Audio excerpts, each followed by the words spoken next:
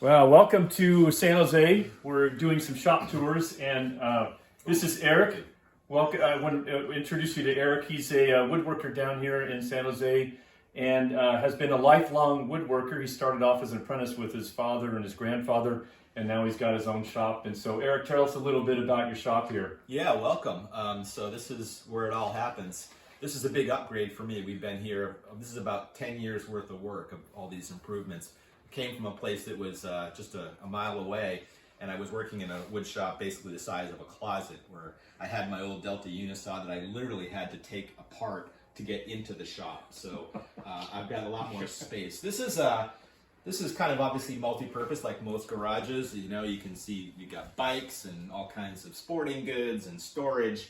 But this back half here, and this is, you can actually, just to give you some scale, put 3 cars in here in tandem. But the back half is where all the woodworking happens. You can see I've got my storage over here of all the lumber.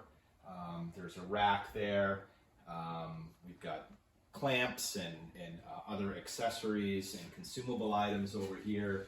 I've got a full dust collection system that I recently put in.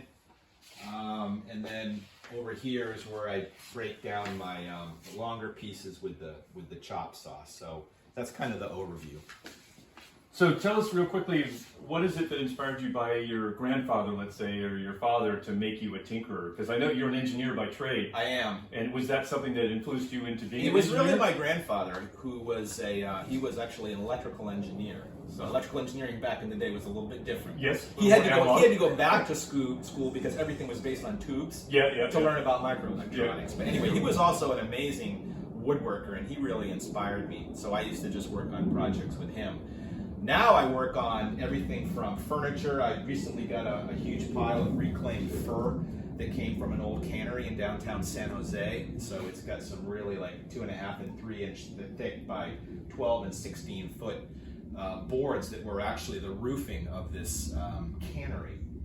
And I've been making some lumber, some furniture projects out of that. But there's all kinds of projects that I work on, everything from kids' toys to working with the kids across the fence and helping them build birdhouses for their mom's birthday and things like that, to general construction. Right. So it's a variety of stuff. You're a big Halloween guy, and so you do all those robotics, animatronics. So a lot of the woodworking stuff also integrates motors and electronics and control and that type of thing. So yeah, that could be a separate, separate YouTube. Because some of the robotics that you do with the moving parts for Halloween and the woodworking that goes along with it. I mean, you've got a laser machine here.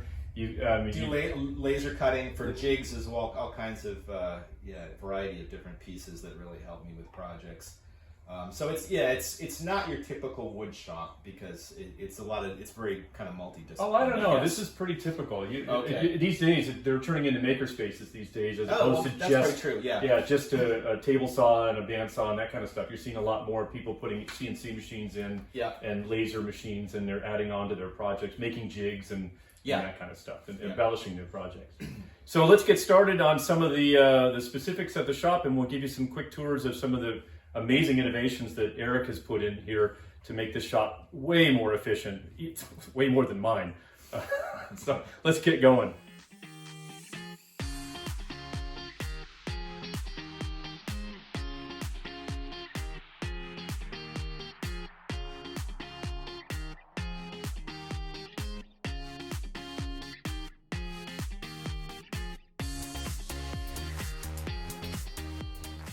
Erik, thank you so much for letting us come in and take a walk through your shop. This is really fantastic. It's probably one of the cleanest shops I've ever seen, but we gave you a couple days heads up. Thanks to you guys, advance notice. That's why. Because my shop wouldn't look anything like this. But some of the things that we've seen are really innovative, and we really appreciate the insight on that. What have you got coming up that you think you might be working on next? Yeah, so I've been on this, like I've said, with dust collection, this whole mantra of collecting dust at the source, and one of the biggest tools it's a challenge to collect dust on is the miter saw. So this Milwaukee is a great saw, but the dust collection is completely inadequate. Dust just flies all over it. Even though I do use the factory dust port. In fact, I even made a 3D printed little connector on there. But it comes through here, but You know, if it gets 80% of the dust, I'd be surprised. I think a lot of times it's worse than that, depending on the blade you're using and what you're working on. So I'd really like to make some kind of a shroud that comes around the back. And I think it's going to require a couple of ports. One from above that kind of takes it off of the blade, and then probably something down below that's more of a kind of a longer intake to get the heavy chips as they kind of go down there. So still need to work on the design for that, but that would be a really nice addition. Yeah, I'd like to figure that out. I've got a $1,600 solution to a $100 problem for you.